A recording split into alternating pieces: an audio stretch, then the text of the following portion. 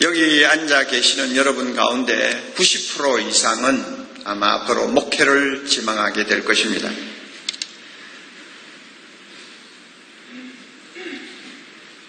목회자가 되고자 할 때에 인간적인 야심을 가지고 포장을 해서 참 목회를 하는 분들이 생각보다 많아요.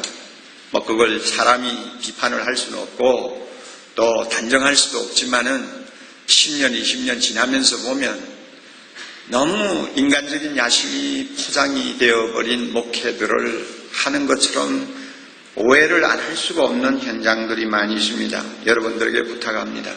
우리는 성령의 비전을 가지고 목회하는 사람 되기를 바랍니다. 성령이 주시는 비전에 우리의 목숨을 걸고 목회하는 자가 되어야 합니다. 그러기 위해서는 인간적인 야심이 앞서서는 안 됩니다. 하나님의 일을 인간의 야심과 야심을 가지고 혼탁하게 만들어서 하나님이 영광을 받지 못하도록 하는 일이 일어나서는 안 됩니다. 아마 여러분들은 신학교 공부하면서 앞으로 나도 큰 교회를 목회하고 유명한 목사가 되고 그래서 한 시대의 지도자로서의 큰 그릇이 되기를 소원할 거예요. 그런 꿈, 그런 마음 좋아요. 나무랄 것은 없지만은 그러나 거기에는 굉장히 조심해야 될 부분들이 있다는 것을 여러분이 아셔야 됩니다. 미국의 유명한 모 신학교 노 교수가 한 번은 졸업생들 앞에 놓고 이런 이야기를 했습니다. 여러분, 제가 여러분을 놓고 감히 한 가지 예언을 하겠습니다. 나는 예언자가 아니지만은 이것은 틀림없는 사실이니까 예언을 하겠습니다. 여러분 가운데서 평생 아무리 목사로서 목회자로서 노력을 해도 80% 내지 90%는 작은 교회를 섬기다가 한 생을 끝낼 것입니다. 여러분 가운데서 한 10% 정도는 하나님께서 특별한 뜻이 있어서 좀 사이즈가 큰 교회를 목회할지도 모릅니다. 그러나 대부분은 작은 교회에서 사역을 하게 될 것입니다. 여러분이 이 사실을 아시고 신학교를 나가시기 바랍니다. 이런 이야기를 했습니다. 요즘 무조건 좋은 소리만 하려고 하는 사람 세상에서는 별로 듣기 좋은 말은 아닙니다만 이것은 진지한 충고요 또 솔직한 노교수의 대답이라고 저는 생각합니다. 오늘날 물량주의에 오염이 되어가지고 교회의 사이즈를 가지고 모든 것을 평가하는 참 기가 막힌 세상이 되어버렸습니다.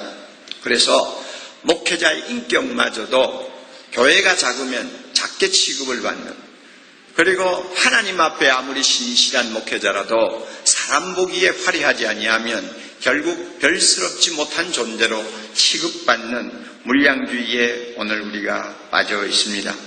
아마 여러분들도 다 긍정하리라고 봅니다. 여러분이 시장에 나가시면 빌 헐이라고 하는 미국 목사님이 쓴 책을 가끔 접할 수가 있을 것입니다. 개혁적인 성향을 가진 매우 건강한 목사님이신데 그분이 그의 책에서 이런 말을 했어요. 이거 미국 교회 현상을 놓고 하는 이야기입니다.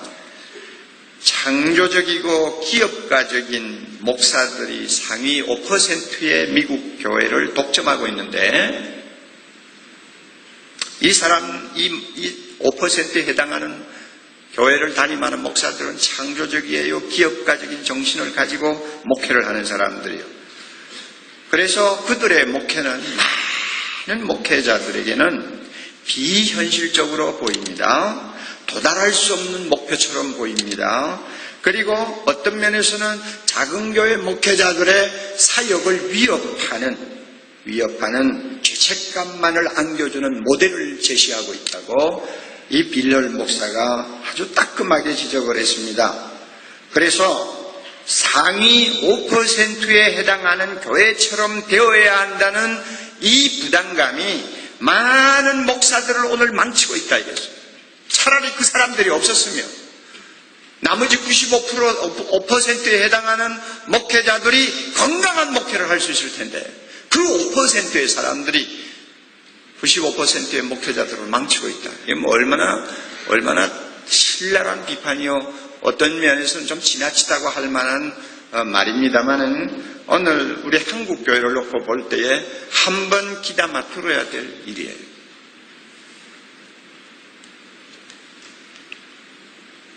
이런 면에서 여러분이 신실한 목회자 되기를 원하면 큰 교회 화려한 목회, 유명한 목사라고 하는 어떤 꿈을 가지고 신학교 때부터 기도하고 신학교 때부터 공부하는 그런 잘못을 범하지 않기를 바랍니다. 큰 꿈을 가져라. 어느 선교사가 말한 것처럼 큰 것을 구하라. 여러분이 기억을 하십시오. 성경 보고 읽을 때마다 하나님이 이야기하는 큰 것은 우리가 생각하는 큰 것이 아니에요. 하나님이 이야기하는 놀라운 비전은 우리가 생각하는 것과 달라요. 윌리엄 캐리가 어떻게 살다가 갔고 어떻게 자기를 헌신하다가 갔는지 여러분 보시면 알잖아요. 하나님이 말씀하시는 큰 것은 철저하게 희생하는 것이고 죽는 것이고 고생하는 것이고 십자가 지는 것을 말합니다. 화려한 교회가 아니에요. 유명한 목사의 타이틀이 아니에요. 많은 사람으로부터 칭찬과 존경을 받는 그런 좋은 자리가 아니에요. 진짜 하나님이 말씀하는 큰 일은 따로 있어요. 주님이 걸어가신 길을 찾아 따라가는 거예요. 이것을 생각하고 주여 이 큰 일을 하도록 해 주시옵소서 하고 기도하는 사람은 그렇게 많지를 않아요. 그만큼 오늘날 신학 교육이 타락했고 학생들의 마음속에 있는 꿈이 세속화되었다는 것을 오늘 우리가 인정해야 됩니다. 저는 신학교 다닐 때 대형교회에 대한 꿈은 한 번도 가진 일이 없습니다. 이왕 목사가 되었으니까 저는 제가 목사 되고 싶어 된 사람이 아니고 안 하겠다고 도망 다니다가 끌려와서 강제 차출당한 사람이니까 원래 자격이 없잖아요. 원래 자격이 없는 사람이니까 그저 이왕 목사 된 바에는 하나님이 나를 시골로 보내시면 시골에 가서 그저 일할 것이고 그저 100명 사이즈 교회에서 일을 시키면 100명 사이즈에서 내가 최선을 다하면 하나님이 은혜 주실 것이다. 막연한 이런 생각하고 제가 공부를 하고 졸업을 했지 큰 교회를 쳐다보면서 나도 저렇게 되어야지 그런 생각은 제 지금 기억으로는 한 번도 없었습니다. 저는 이것을 하나님께 감사합니다.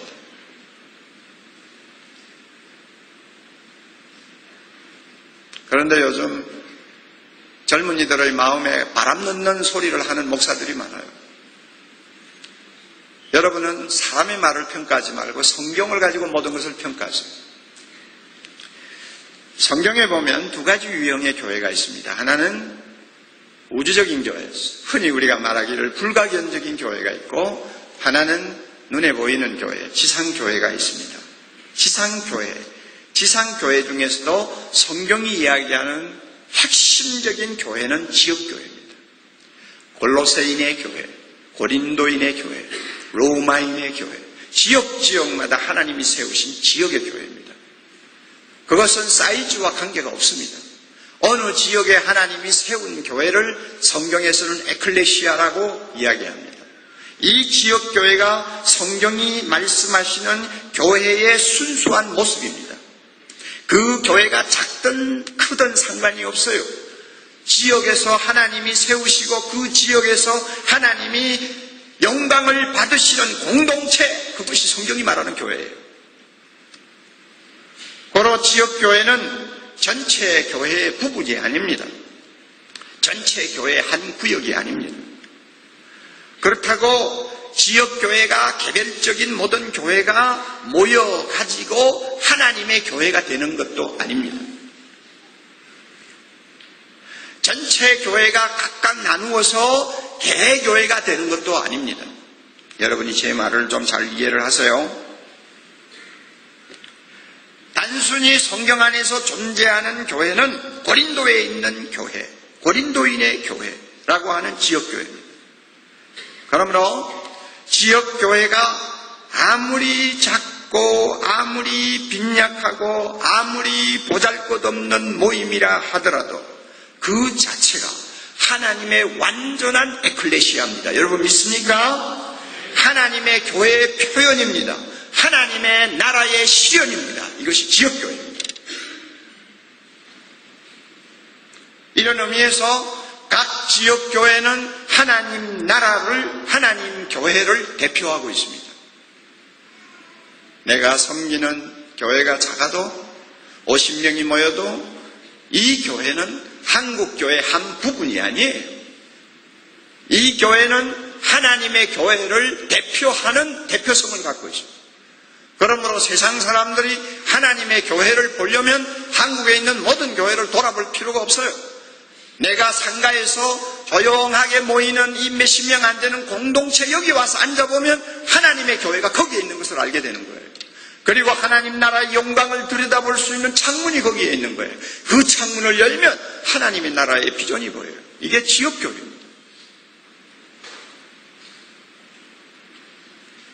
이와 같은 교회관이 분명하지를 못하기 때문에 많은 젊은 목회자들이 비교의식에서 오는 열등감 바이러스에 걸려가지고 모두가 다 병들어 있어요.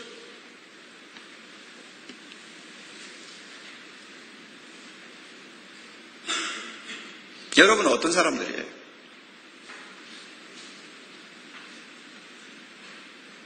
무슨 생각하고 있어요?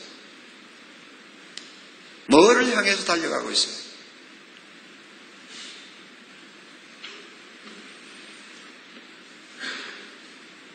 제가 개척했을 때 9명을 데리고 시작한 교회니까 얼마나 초라한지 여러분이 잘 아시죠? 그리고 제가 그때 막 귀국을 했을 때인데 저를 사랑하시는 어느 목사님이 제가 개척교회 하겠다는 말을 듣고는 4가정을 묶어주어가지고 강남에 자리를 잡게 했습니다. 저는 그 당시에 강남이 뭐 어떤 지역인지 제대로 모르고 있었고요. 막상 돈이 부족하니까 장소가 아주 후진 곳, 개척교회로서는 모든 여건이 적합하지 아니한 곳에 자리를 잡았어요. 막상 가서 보니까 서울대학 나오고 장로회 신학대학을 나온 패기만만한 젊은 목사가 노량진에 있는 큰 교회 후원을 받아가지고 개척을 했는데 거기서 한 달 해보다가 여기는 아니 올시다 하고 본인이 판단하고 내놓은 것을 내가 다시 인수한 거예요. 그러니까 얼마나 초라해요. 그래서 제가 그 젊은 목사 보고 아니 한 달도 안 됐는데 어딜 가느냐고 왜 여기서 일 안 하느냐고 그랬더니 저는 아무것도 모르고 그랬더니 목사님 여기는요 목회할 자리가 못 돼요. 바로 밑에 필리핀 대사관이 있는데 거기가 전도는 하라면 모르지만 여기는 안 됩니다. 그러면 나도 하지 말도록 하지 왜 나한테 또 넘겨줘가지고 나가요.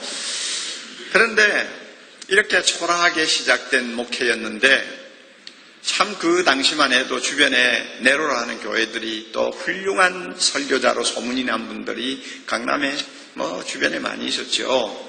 그리고 제가 목회 시작한 서초동만 해도 저보다 조금 빨리 개척한 교회들이 한 40개 정도 되었거든요. 그러니까 참 인간의 어떤 심리로 생각하면 비교를 안 할 수가 없는 거예요. 어느 교회하고 우리 교회 서로 비교가 되고 경쟁의식이 생기고 그러잖아요. 그런데 지금 돌이켜보면 하나님 앞에 제가 감사한지 모릅니다. 하나님이 저에게 특별한 은혜를 주셨어요. 무슨 은혜를 주셨느냐? 비교하면서 경쟁하는 마음을 주시지 않았어요. 그러니까 저 자신이 얼마나 마음 편하게 목회했겠어요? 또 부흥하는 교회들에 대한 소식을 들어도 저는 전혀 마음에 흔들리는 것이 없었어요. 그분들은 그분들대로 하나님이 시키시는 일 할 것이고 나는 나대로 내가 맡은 일 하면 된다. 또 주변에 지금 500명 모인다 1000명 모인다 하는 말을 들어도 제가 그것 때문에 우리 교회는 언제 잘하지 하고 안달한 일이 없었어요. 한 사람 한 사람을 그리스도의 제자로 온전하게 세우는 일만 제대로 되면 하나님께서 나의 목회도 인도해 주실 것이다 하는 일은 단순하고도 소박한 마음이 워낙 컸기 때문에 다른 것들이 눈에 들어오지 않았고 다른 잡음이 내 귀에 들어오지를 않았어요. 저는 지금 돌이켜보면서 이런 은혜를 주신 하나님 앞에 얼마나 감사하는지 모릅니다. 여러분 부탁합니다. 여러분의 한생 이제 주님의 몸된 교회를 섬기면서 살 텐데 꼭 부탁합니다.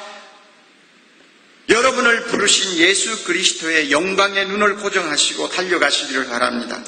사람의 칭찬, 사람의 어떤 말에 흔들리는 목회자 되지 마시기를 바랍니다.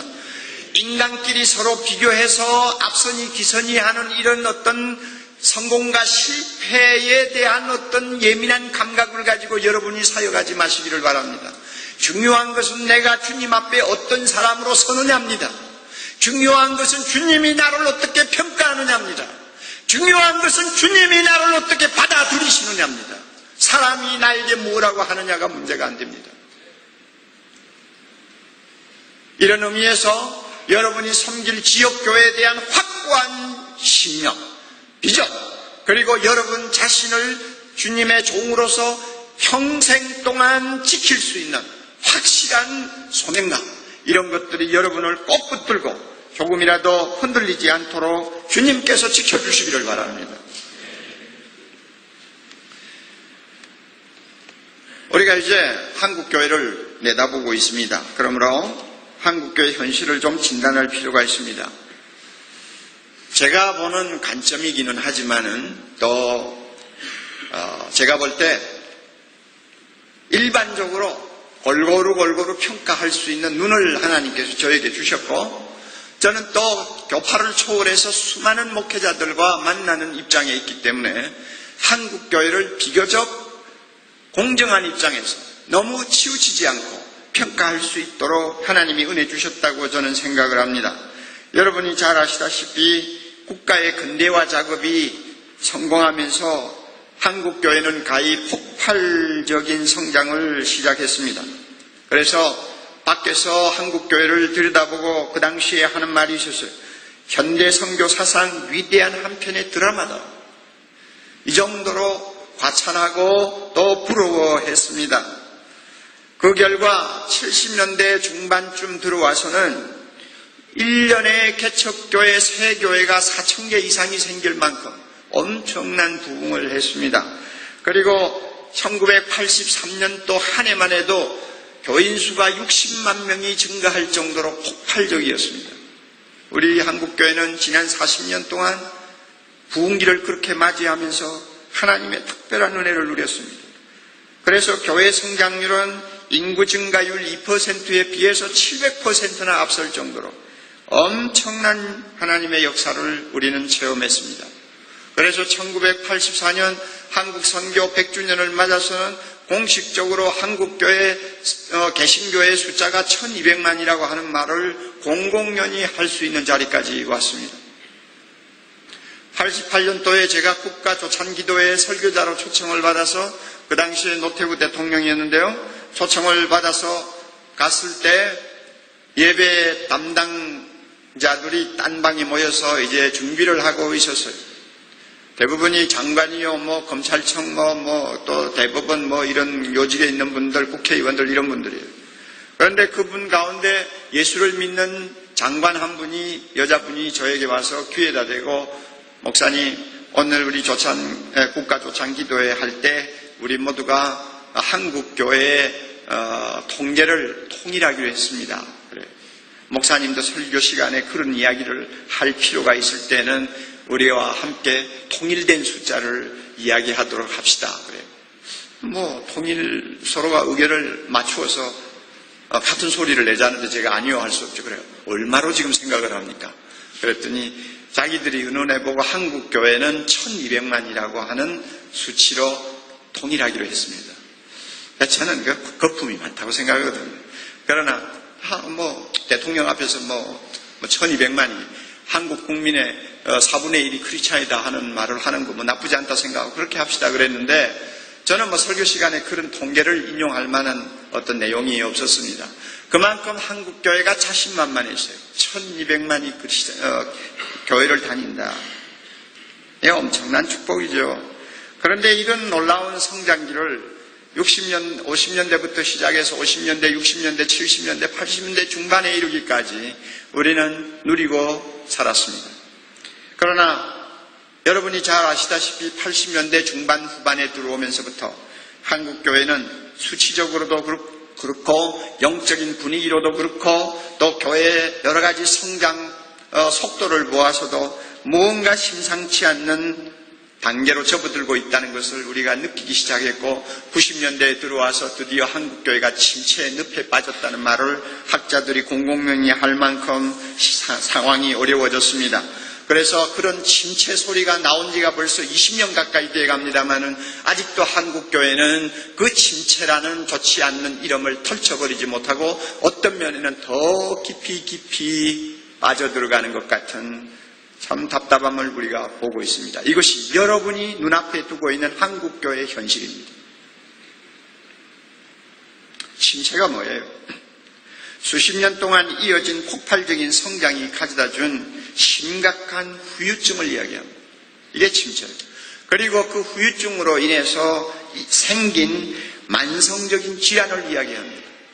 그래서 오늘날 우리 한국교회 현실은 이런 후유증으로 인한 여러 가지 질환을 교회가 안고 있다는 이야기입니다. 그러니까 교회가 병을 앓으면 교회가 건강할 수가 없습니다. 건강하지 못한 교회는 성장이 되지 않습니다. 건강하지 못한 교회는 하나님께서 주신 사명을 이 사회에서 이 세상에서 제대로 감당하기가 어려워지는 것입니다. 어떻게 보면은 숙명적인 현상인지도 몰라요. 여러분이 기독교회사를 공부하면서 아마 느낄 거예요. 한 시대에 부흥이 있었다면 그 다음 시대에 반동이 따라오는 거 여러분 보죠? 한 시대의 은혜가 하였다면 그 다음 시대는 쇠퇴의 역사가 따라오는 거 여러분 보시죠?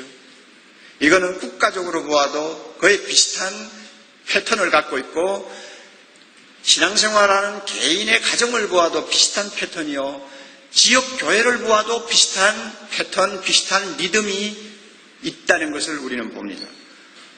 40년이 넘도록 40-50년 동안 한국교회가 부흥했으니까 그 다음에는 쇠퇴기가 자연히 따라올 것이 틀림이 없다고 보아도 별로 잘못되지 않는다는 이야기예요. 왜냐하면 그런 리듬을 기독교 역사가 지금까지 밟아왔기 때문입니다. 그러니까 한국교회가 아무리 몸부림쳐도 이제는 이 침체기를 통과해야지 될 수가 없다. 우리가 이렇게 말을 할 수도 있을지 모릅니다. 국가적으로 우리가 꼽으면 영국교회를 대표적으로 꼽을 수 있어요. 18세기, 19세기 영국교회는 복음의 전성기를 맞이했지 않습니까? 전도자 요한 웨슬리와 조지 휘트필드와 같은 위대한 인물들을 배출했을 뿐만 아니라 윌리엄 윌버포스 국회의원, 그는 노예제도를 폐지시킨 사람입니다만 그 당시에 국회의원 3분의 1을 전도해서 개종시킨 사람이에요. 이런 위대한 인물들이 활동하던 시대였고 자기의 신학 논문을 발표하고 나서 그 논문이 1200만 문화 보급이 될 정도로 탁월했던 존 라일 박사 같은 사람, 3500편의 설교를 통해서 영국교회 목회 신기원을 이루었던 찰스 볼전 같은 사람, 또 근대 선교의 아버지 윌리엄 캐리, 중국 선교의 대부 허드슨 테일러, 한국 최초의 선교사 토마스, 한국 성경 번역에 큰 공을 세웠던 로스 선교사 등 이런 분들이 전부 다 영국의 그 위대한 부흥, 18세기, 19세기의 부흥을 등에 업고 배출된 인물들이었습니다. 얼마나 놀라운 부흥. 그 당시에 영국 교회는 교회마다 사람들로 꽉꽉 찰 정도로 하나님의 축복을 누렸습니다. 그러나 20세기에 들어와서 영국 교회는 몰락의 길을 걷고 있죠. 교회는 젊은이들을 다 빼앗겼어요. 교회는 노령화되었어요. 그래서요, 6천만 인구 중에서 주일 예배 출석하는 숫자는 지금 120만 밖에 안 된다고 합니다. 그리고 스프링보드라고 하는 설문조사에 의하면 이런 식으로 영국교회가 나가면 앞으로 2030년에 가가지고는 주일날 교회에 나가는 사람은 6천만 인구 중에서 50만 명밖에 안 된다고 하는 진단이 나와 있어요. 한때 그 찬란한 성장과 축복의 시대가 지나가니까 너무나 깊은 침체의 수렁이 영국교회를 집어삼키는 거예요. 여러분, 이것이 남의 일로 그저 먼 산의 불처럼 우리가 생각해도 될까요? 한국교회가 이런 과정을 앞으로 겪지 않아도 된다고 누구 하나 장담할 수 있습니까? 저와 같이 목회 일선에서 은퇴한 사람은 이제 제 할 일 다 끝났으니까 손 털어도 돼요. 그러나 여러분의 문제예요. 정확하게 현실을 직시해야 돼요.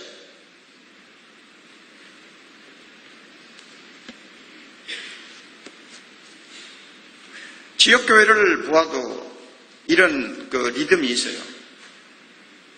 한때 찬란하게 은혜를 누렸던 지역교회가 그 다음부터는 걷잡을 수 없는 침체기를 빠지는 일. 그래서 한 교회의 전성기는 30년 한 세대가 그저 맥시멈이다 하는 말까지 나오죠. 그리고 어떤 경우는 세컨드 제너레이션까지 이어질 수 있다.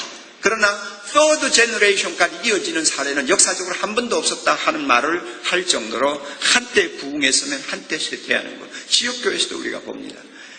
그리고 여러분 또 개인의 가정에 들어가도 할아버지 때 영적으로 놀라운 은혜를 받았던 가문이 손자 때 내려와가지고는 영적으로 너무 심각한 병을 앓는 것을 우리는 봅니다.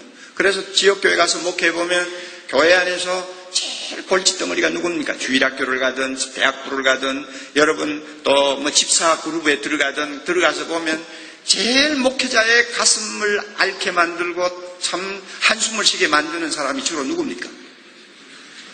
알지요. 좋은 믿음을 가진 선조를 가진 후손들이에요. 목사 자녀, 장로 자녀, 그다음에 권사, 딸, 손녀. 이런 참 문제를 많이 안고 있는 후세대 사람들이 교회의 이제 중요한 자리에 서서 그 교회의 리더십을 행사하게 되니까 교회는 점점 영적으로 침체되어 버리는 거예요. 알아요?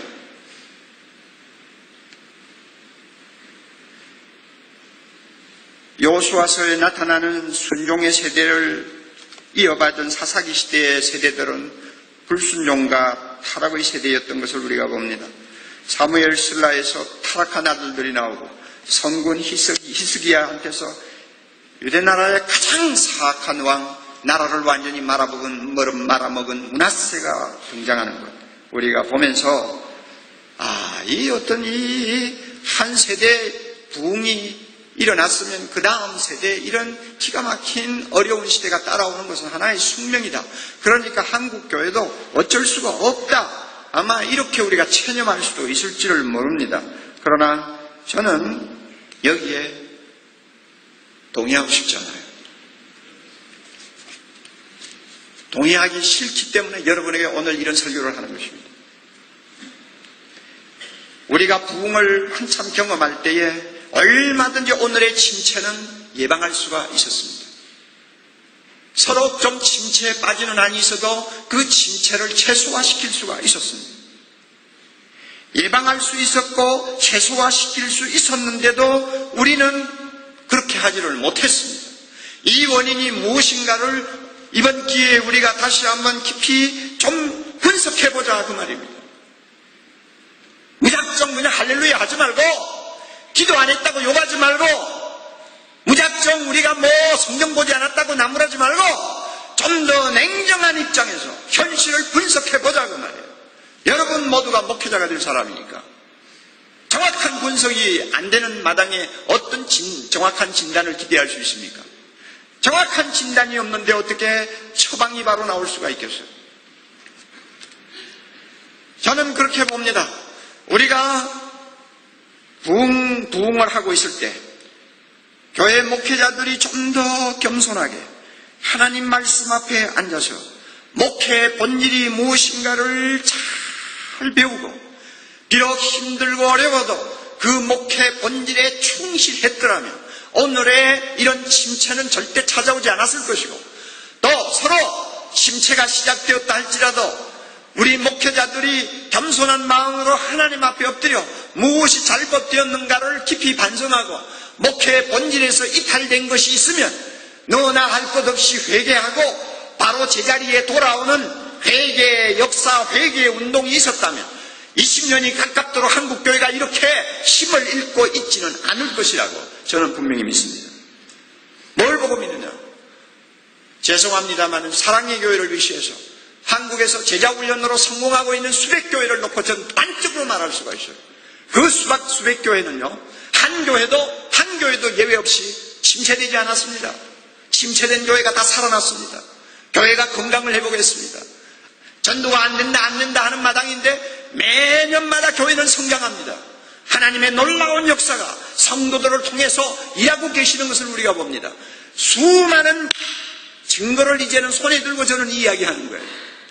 목회의 본질에 좀 더 충실하기 위해서 목회자가 하나님 앞에 무릎 꿇고 자기의 욕심을 완전히 털어버리고 주님이 기뻐하시는 방향으로 목회하니까 하나님께서 복을 주시더라고 말입니다. 복을 주시니까 교회가 살아나죠.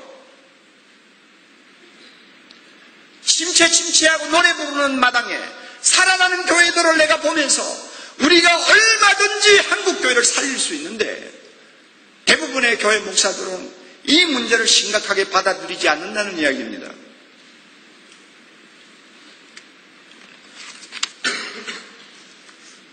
한국교회 성장기, 부흥기를 통해서 우리가 갖게 된 후유증을 저는 한마디로 이렇게 말할 수 있습니다. 후유증이 여러 가지 있지만 그 가운데서 가장 본질적인 거 제가 지적합니다. 목회 편중 현상. 목회 편중 현상.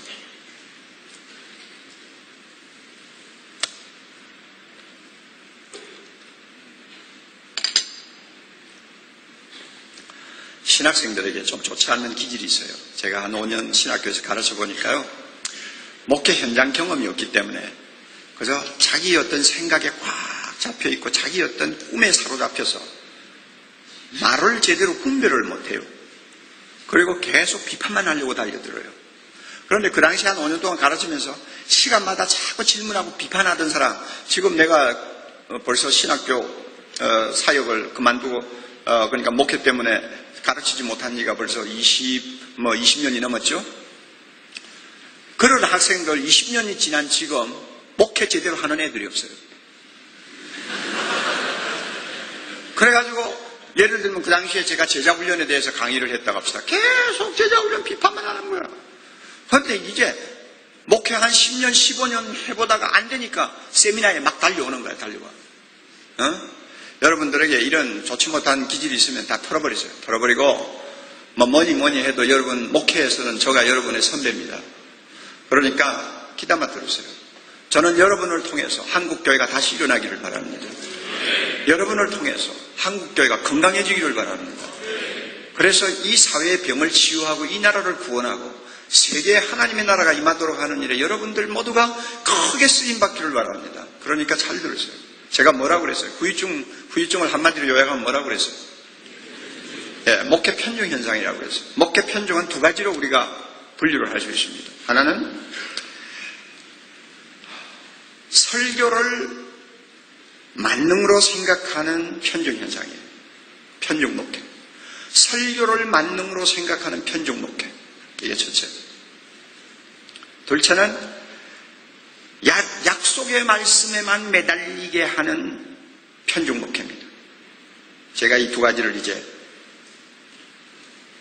오늘 시간이 될지 모르겠어요. 제가 볼 때 거의 불가능할 것 같은데 안 되면 저녁까지 이어서 하겠어요. 편중 목회 현상, 이것을 두 가지로 나누면 설교를 만능으로 생각하는 목회 편중, 또 하나는 약속의 말씀에만 매달리게 하는 편중 목회. 이것 때문에 한국교회의 목회를 절름발이로 만들었어요. 한쪽으로만 너무 기울어지고 한쪽에만 너무 치중하니까 절름발이가 될 수밖에 없죠. 이것이 오늘날 한국교회를 건강하게 일어나지 못하게 만드는 원인 중에 원인이요 본질 중에 본질이라고 저는 평가하는 거예요. 설교 편중 목회에 대해서 좀 생각해 봅시다. 지역교회마다 대형교회들이 여기저기 등장했습니다. 그리고 개척교회들이 우죽순처럼 생기면서 치열한 경쟁을 피할 수가 없는 상황이 되었습니다. 그러다 보니까 어떻게 하든지 사람을 많이 모으고 어떻게 하든지 사람을 많이 모으고 무조건 교회를 크게 짓고 그 다음에 헌금이 많이 나오도록 목회하는 것이 성공이라고 하는 생각들을 갖게 되죠. 따라서 어떻게 하든지 많이 모이게 하고 크게 짓고 하려니까 주일 예배에 몇 명이 모이느냐가 초미의 관심사가 되어버렸어요. 오늘 한국교회 목회가 그렇게 되어버렸어요. 주일 예배에 얼마나 나오느냐, 얼마나 모으느냐, 이것 가지고 모든 것을 판단하게 되는 상황이니까 사람을 많이 모을 수만 있다면 무엇든지 좋은 거예요. 그래서 예배를 좀 더 화려하게 준비를 한다든지, 그리고 설교를 좀 더 사람들이 듣기 좋게 한다든지, 이렇게 해서 상황에 춤추고 사람들의 비를 맞추며 어떻게 하든지 인기에 영합하다가 보니까 자연히 예배를 중시하게 되고, 예배를 중시하다 보니까 다른 사역은 전부 변두리 사역으로 밀려나버리고, 예배를 중시하다 보니까 설교가 만능으로 인식이 되는 것입니다.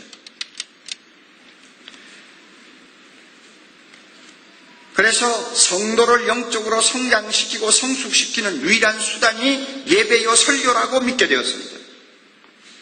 따라서 작은 모임이든 큰 모임이든 항상 성도들이 모이는 곳이면 어떤 틀을 갖춘 예배와 설교가 빼놓지 않고 따라다닙니다.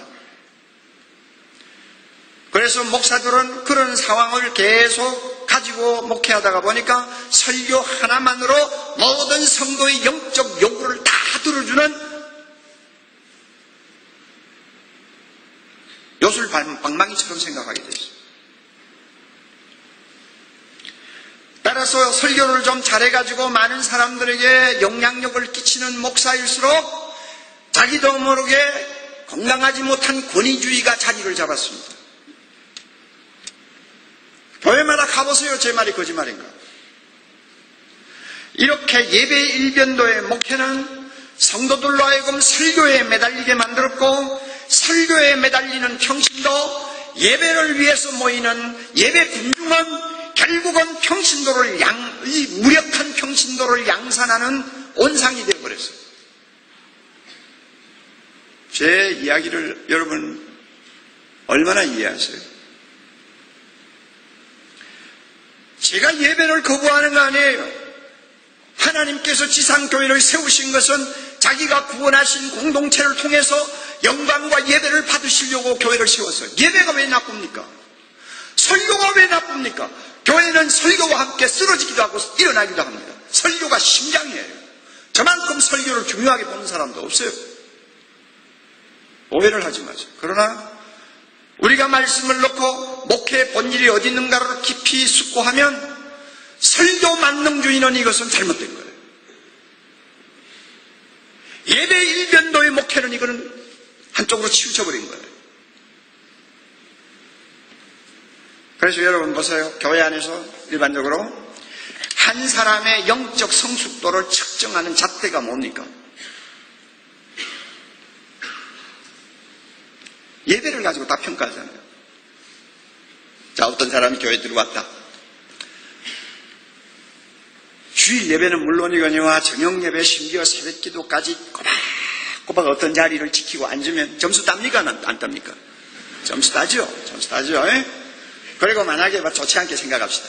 그 사람이 앞으로 내가 이 교회 장로가 돼야지 하는 어떤 야심을 가졌다고 합시다. 그러면 간단해요. 조금씩 자리를 앞으로 당기면 돼요.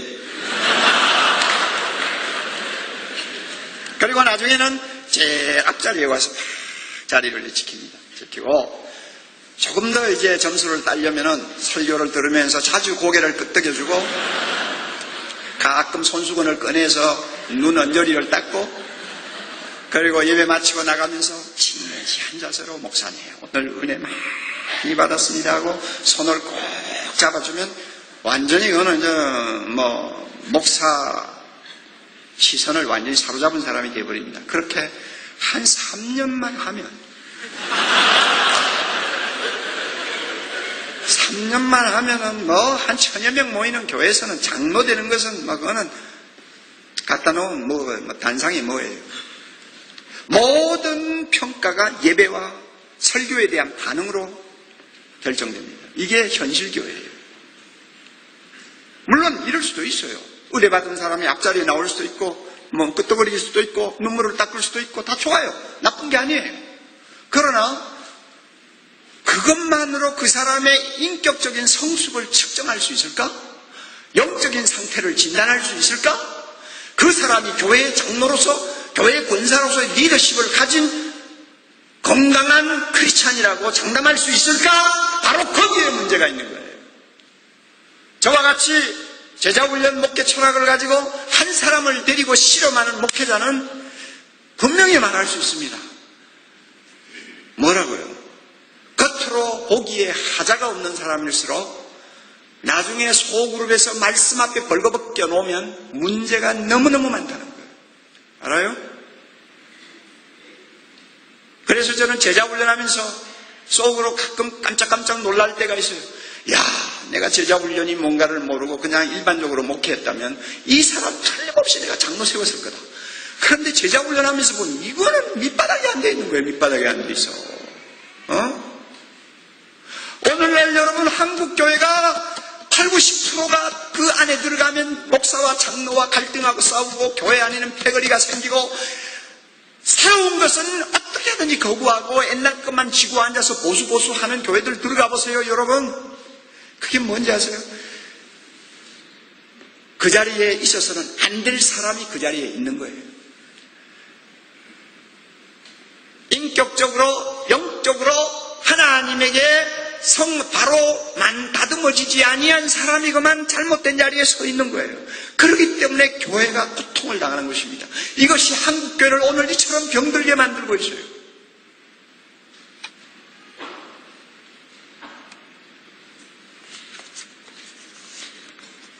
제가 개척하면서 참 잘한 거 하나 있어요. 그게 뭐냐면 개척하면서 저는 마음으로 작심을 했어요.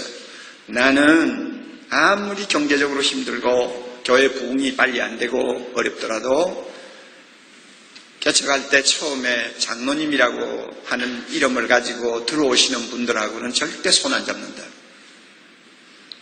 제가 장로님들을 불신하는 거 아니에요. 훌륭한 장로님들 너무 많습니다. 그러나 저는 4대째 예수 믿는 집안에서 자랐기 때문에 교회 문화를 너무 잘 압니다. 제가 부산에서 서울에서 공부하면서 여기저기 다닌 교회, 부목사로 전도사로 다닌 교회마다 제가 볼 때 우리 한국교회 장로님들 이래서는 안 되는데 탄식이 나올 때가 너무 많았어요. 그렇기 때문에 내가 이제 목회를 한 번 하고 끝날 사람이 내가 장로님이라는 그 타이틀 때문에 어떤 사람하고 손을 잡고 교회를 하다가 그 몇 사람 때문에 내가 머리가 하얗게 새도록 마음고생을 하면서 인생을 난 살고 싶지 않다. 어떻게 보면 좋지 못한 생각일 수도 있어요. 그러나 저는 행복한 목회하고 싶었어요. 또 제가 목회하는 교회에 발을 들여놓는 모든 성도들마다 한평생 나는 행복하게 신앙생활을 했다고 말하고 싶도록 만들고 싶었어요. 그렇기 때문에 손 안 납니다. 그랬는데요. 장로님들이 몇 분이 오시더라고요. 그런데 장로님들마다 참 공통점이 있어요. 틀이 좋아요, 다들. 늘 틀이 좋고요. 그 다음에 이상하게 가족이 많아요. 그리고 생활이 어느 정도 수준이 있는 생활들을 하시고요. 그러니까 뭐 한 30~40명 모이는 교회에 뭐 장로님이 한 가정이 딱 앉아 자리를 잡으면요. 막 관이 납니다. 거기에 목사가 정신없죠? 아이고, 저런 분이 오셨구나 하고는 가슴이 벌렁벌렁 뛰어가지고 설교도 제대로 못해요. 그 정도로 흥분할 정도입니다. 그런데도 저는 손을 안 잡았습니다. 장로님이라는 타이틀을 가지고 그분을 평가할 수가 없었기 때문에. 신뢰할 수가 없었기 때문에. 여러분 가정에 아버지가 장로님이신 분은 양해를 하세요. 다 나쁘다는 거 아니에요. 저는 저와 함께 말씀 앞에서 목사도 벌거벗고 함께 앉은 7~8명도 벌거벗고 말씀 앞에서 우리 자신을 노출하고 그 말씀을 통해서 은혜 함께 받고 함께 주님의 보좌 앞으로 가면서 함께 울기도 하고 함께 웃기도 하면서 성령의 손으로 다듬어진 사람, 그런 사람하고 손잡고 나는 평생 일한다. 그런 평신도와 손잡고 나는 일한다. 저는 그대로 했어요. 그래서 오늘의 사랑의 교회가 존재하는지 몰라요.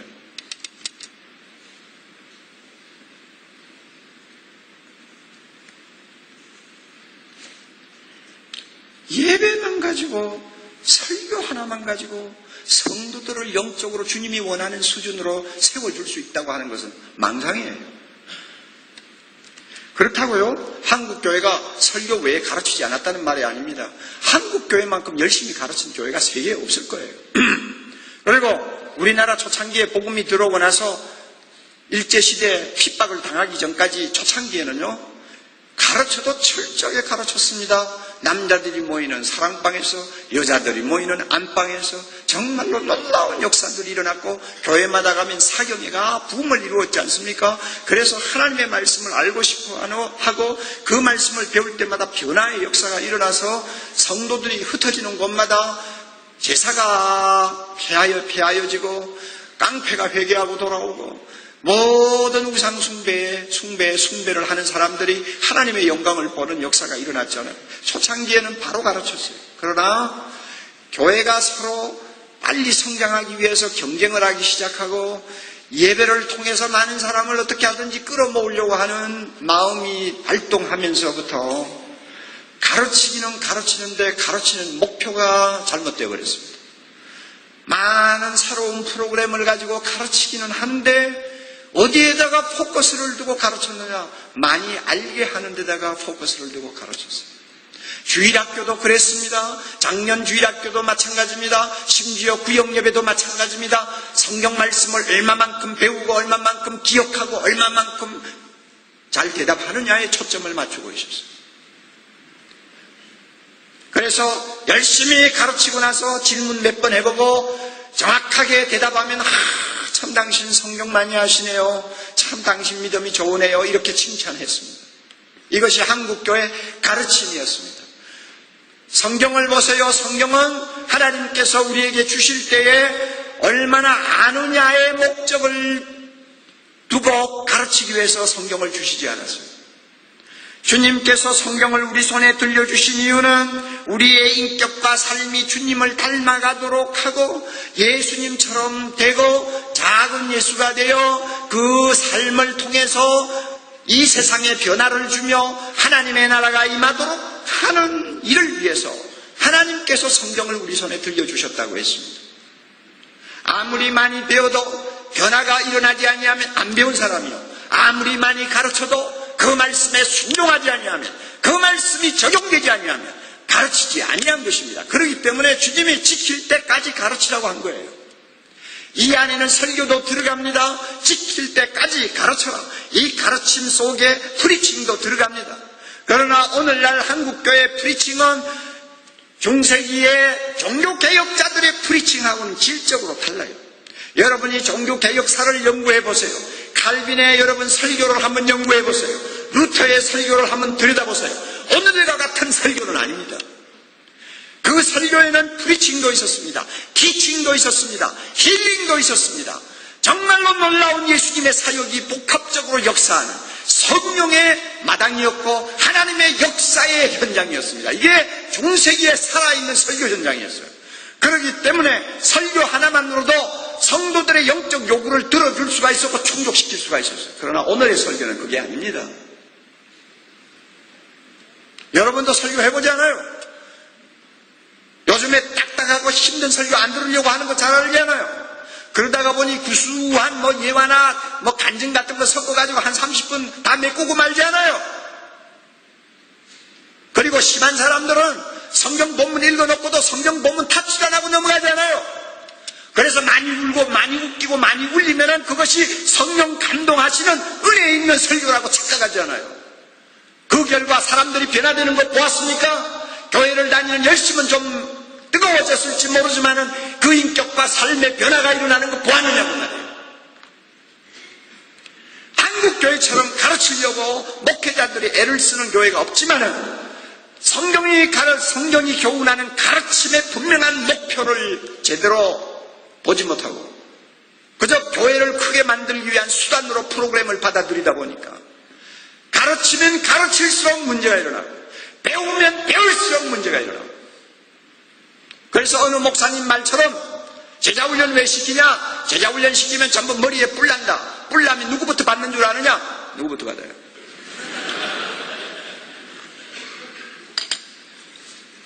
그래서 우민정책이 좋은 목회 방법이다 뭐 이런 이야기를 하는데 제가 볼 때는 심각한 오해입니다. 제대로만 가르치면 머리에 뿔이 안 납니다.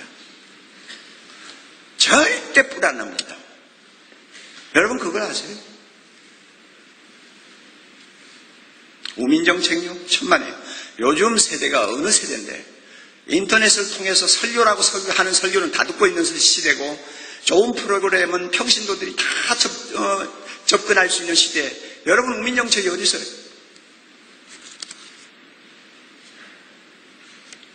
이와 같이 설교와 예배에 편중된 설교에 편중된 예배 일변도의 목회 이것이 한국교회의 침체를 가지고 온 피할 수 없는 원인이에요.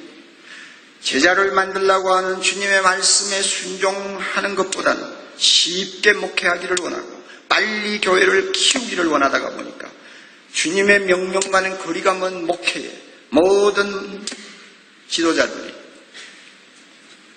매달린 거예요. 그리고 그 자체가 잘못되었다고 하는 것도 깨닫지를 못해요. 평신도를 그리스도 안에서 온전한 제자를 만드는데 시간과 열정을 투자하지를 않아요. 사람을 만드는 것이 하나님의 목적인데 사람을 먼저 만드는 것이 주님의 지상사역이었는데 제자를 만든 다음에 준비가 된 후에 일을 시키는 것이 주님의 사역이었는데 준비된 사람에게 온 천하를 맡기고 모든 족속을 맡기시는 것이 위임하는 것이 주님의 방법인데 오늘날 한국교회 목회자들은 사람 만드는 데 제자 만드는 데는 투자하지 아니하고 일부터 먼저 시키고 교회 사이즈부터 먼저 늘리려고 하다가 전부 오늘날 다시 나올 수 없는 침체에 빠져 있어요. 이렇게 예배에 매달리고 설교 하나만 가지고 모든 목회를 다 하는 것처럼 착각하는 분들은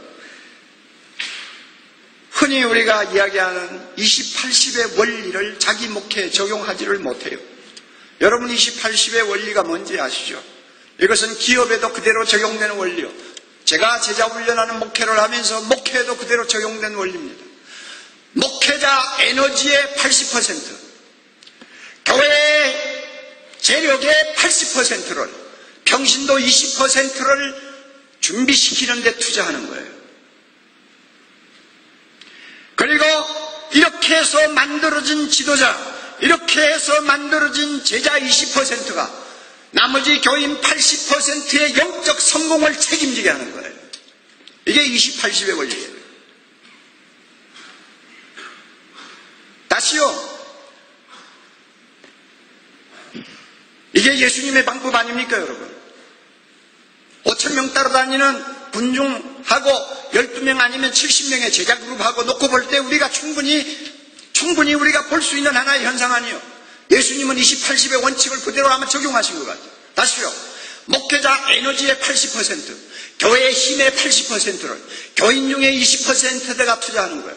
그래서 그 20%가 준비되면 그 20%로 하여금 나머지 교인 80%의 영적 성공과 영적 건강을 책임지게 하는 거예요. 그런데 오늘 한국교회 목회자 가운데서 자기 에너지의 80%를 소수의 20%를 위해서 투자하는 사람이 몇 명이나 되세요? 몇 사람이나 돼요? 설교가 중요하지만 설교 하나만 가지고 안 된다는 것을 알고 예수님처럼 소그룹으로 모여가지고 정말로 말씀 앞에서 함께 옷을 벗는 일에 자기 목숨을 걸고 목회하는 사람이 몇 명이나 되느냐고 말이에요. 사람을 만들어 놓지 아니하니까 숫자는 많지만은 대부분이 무리에 지나지 않아요. 그래서 그런 무리들이 많이 모이는 교회가 외적으로 볼 때는 성장했는지 모르지만은 그러나 이 무리들은 금방 세상에 나가면 세상과 동화되어 버립니다. 그래서 영적 침체를 피하지 못하게 됩니다. 교회에 세속하는 정말로 그것은 피할 수 없는 일이 되어버리는 것입니다. 오늘날 한국교회 현실 아닙니까? 예배 볼 때 군중하고 밖에 나가서 세상을 사는 사람하고 여러분 다르다는 거 잘 알잖아요.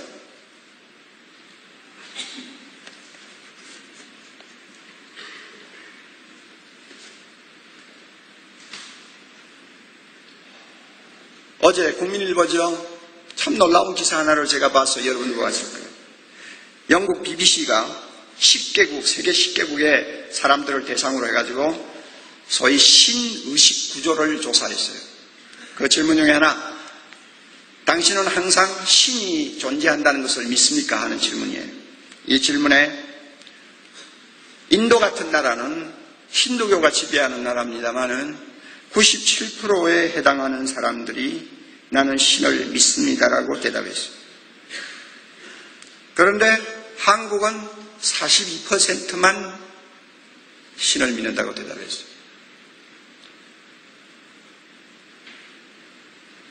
그래서 10개국 중에서 제일 꼴찌야. 그러니까 무신론자가 한국에 그렇게 많느냐 할 정도의 말이 나올 정도입니다. 더 기가 막힌 것은 신을 위해서 목숨을 바칠 수 있느냐 하는 질문을 했어요. 그랬더니 인도 사람들 중에는 46%가 목숨을 바칠 수 있다고 대답했어요. 그러나 한국 사람들 중에는 12.9%만 목숨을 바칠 수 있다고 그랬어요. 아니 이건 뭡니까? 국민의 4분의 1이 크리스찬이라는데 이게 뭡니까? 이게 뭐 데이터가 어떻게 된 건지는 나 잘 모르지만 이게 무슨 꼴입니까? 그래서 연세대학교 윤혜준 교수는 이런 말을 했어요. 이런 평가를 보고 지금 한국교회는 기독교의 정체성을 찾는 것이 시급하게 되었다고 그랬어요. 다들 교회를 다닌다고 하는데 나가보면 엉뚱한 사람이야. 그래서요 저는요 1982년도에 월간조선에 기고한 최길성 교수의 말을 늘 마음에 새기고 있습니다. 1982년도면 한국교회가 막 불티나게 성장할 때입니다. 그 현상을 보고 최길성 교수는 이런 말을 했어요. 한국교회 부흥은 무속신앙을 가진 사람들이 쉽게 기독교를 수용하였기 때문에 일어난 현상이다. 그 말은 나무 앞에 가서 복 달라고 비는 사람이 나무 대신에 예수를 갖다 대신 놓은 거예요. 아이 앞에 가서 복 달라고 비는 사람이 손에 성경 찬송 들고 다니는 그거 하나 바뀐 거예요. 그 외에는 별로 바뀐 것이 없다는 거예요. 복을 받는 거, 복을 받기 위해서는 이리도 갈 수 있고 저리도 갈 수 있는 군중이라는 말입니다. 이런 군중 때문에 기독교가 지금 부흥하고 있다. 제가 볼 때는 굉장히 기분 나쁜 평가입니다만 지금 돌이켜보면 그 말도 일리가 있었다는 것을 제가 인정합니다. 그래서 최길성 교수는 예언을 했어요. 예언을 뭐라고 했느냐. 나중에 한국 기독교는 쉽게 세속화로 갈 가능성이 매우 크다. 그랬어요. 쉽게 세속화가 될 가능성이 매우 크다고 그랬어요. 그런데 보세요. 지금 20년 좀 지난 오늘날 우리 한국교회 현상을 보면 세상의 가치관, 세상의 모든 것들을 거의 비판 없이 받아들이는 상황이 되어가잖아요. 목사로부터 시작해서 다 그렇잖아요, 지금. 믿는 자와 믿지 않는 자의 차이가 어디 있습니까?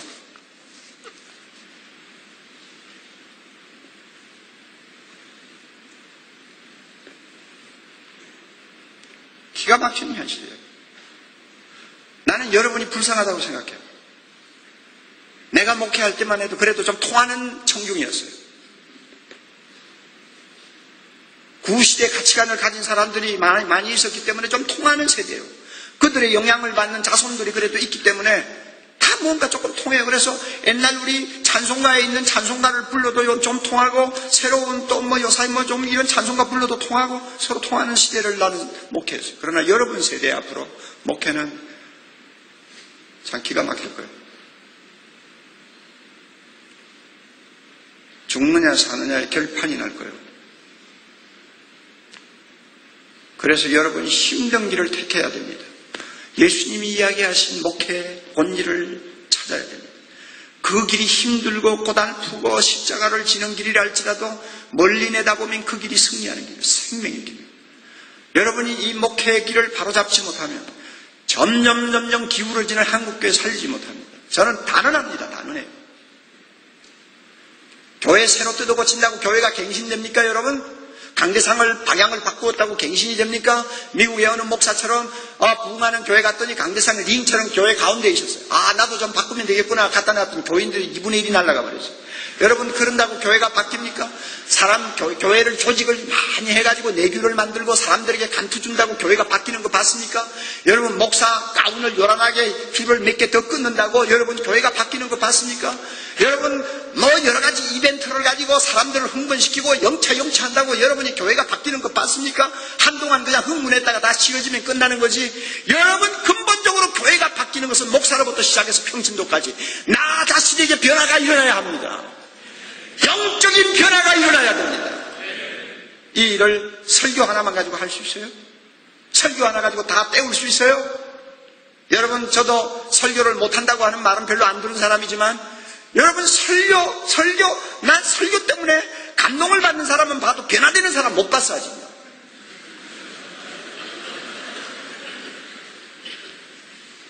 사랑의 교회 설교 들으면서 눈물 펑펑 쏟는 사람 나는 많이 봤지만은 눈물을 쏟았다고 해서 그 사람이 변화되고 예수님 제자처럼 성숙하는 건 난 못 봤다고 말이에요. 단지 설교를 통해서 마음의 문을 열어요. 마음을 주님을 향하게 만들어요. 입을 크게 벌리고 뭔가를 받아 먹기를 원해요. 설교는 이런 역할을 합니다. 그러나 입을 벌린 사람에게 무엇을 넣어줄까요? 계속 설교만 가지고요?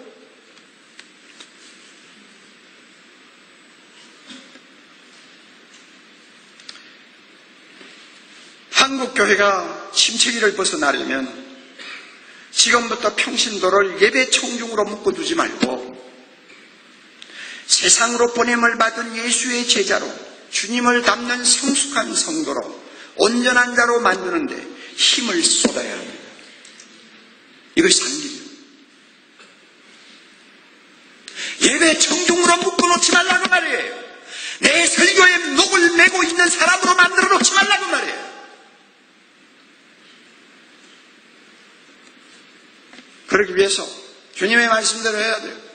내가 너에게 분부한 것을 가로쳐 지키기 위해서 예수의 제자로 만들려고 하는 말씀이 무엇인지를 우리가 귀담아 듣고 그 문제를 놓고 우리가 고민하면서 성령의 도우심으로 해답을 얻어야 돼요. 이것이 여러분이 앞으로 사는 길이에요. 헨리 나우엔 여러분 좋아하시죠? 그분이 이런 말을 했어요. 우리들의 영적 생활에 있어서 커다란 도전이 하나 있는데 그것은 우리 자신이 예수님과 같다고 주장할 수 있어야 한다는 것이다. 또 우리는 오늘을 살고 있는 살아있는 예수라고 말할 수 있어야 한다는 것이다. 참 기가 막힌 말이에요. 너무너무 부담스러운 이야기죠. 그러나 이게 진리예요. 계속해서 이렇게 말합니다. 진정한 구원이라는 것이 뭐냐? 진정한 구원이라는 것은 우리가 예수 그리스도가 되는 것이다. 한 사람을 더 예를 들죠. C.S. 루이스 여러분 좋아하시죠? 미어 크리스티애너티라고 하는 책도 한국에 번역이 되어서 여러분이 쉽게 접할 수 있습니다. 미어 크리스티애너티에 여러분 보시면 이런 말을 했어요. 교회는 오직 사람들을 그리스도께 이끌어서 작은 그리스도를 만들기 위해 존재한다. 교회는 사람들을 그리스도에게 인도해서 그 사람을 작은 그리스도로 만들기 위해 교회가 존재한다. 만일 교회가 이 일을 하지 않는다면 교회 건물도 성직자도 성조도 설교도 심지어 성경까지도 그것은 모두 다 시간 낭비에 지나지 아니할 것이다. 이게 성경의 교훈입니다. 주님의 명령입니다. 제자훈련이 어떤 목사의 무슨 트레이드 마크가 아니에요. 어떤 교회에 어떤 교회가 들고 나오는 무슨 캐치프레이즈가 아니에요. 하나님의 말씀이에요. 특별히 내 양을 치라고 부르시고 사명을 주신 주님께서 목회자들에게 명령하시는 거예요. 왜 여러분이 목회를 합니까? 왜 사람들을 전도합니까? 왜 교회로 불러드립니까? 왜 예배를 보게 만듭니까? 목적이 있어요. 예수 그리스도를 닮은 작은 그리스도 만들라고요. 주님이 그렇게 명령하신 거예요. 그 일은 굉장히 많은 희생이 따르는 길입니다. 목회자가 생명을 걸어야 될 일입니다. 어려운 길입니다. 그러나 사는 길입니다. 한국교회가 일어날 수 있는 길입니다. 너무 힘드니까 목회자들이 고개를 설레설레 흔들고 쉬운 설교 가지고 다 때우려고 들고 예배를 가지고 모든 것을 다 메꾸려고 드는데 이러니까 오늘 한국교회가 이 모양이 되는 거예요. 지금 만약에 여러분이 저의 설교에 동의를 못한다면 여러분의 마음은 아직도 어두움이 가득 찬 사람이에요. 신학교 그만두고 나가서 다른 일을 하세요. 제가 전하는 말씀에 공감하고 이것이 오늘날 한국교회가 처한 심각한 문제라는 것을 인식한다면 하나님께서 여러분을 통해서 이 문제를 풀려고 준비하실 것입니다. 주님의 음성에 귀를 기울이세요. 주님의 부르심에 응답하세요. 그래서 여러분이 살면 한국교회가 삽니다. 다 같이 기도하십시오.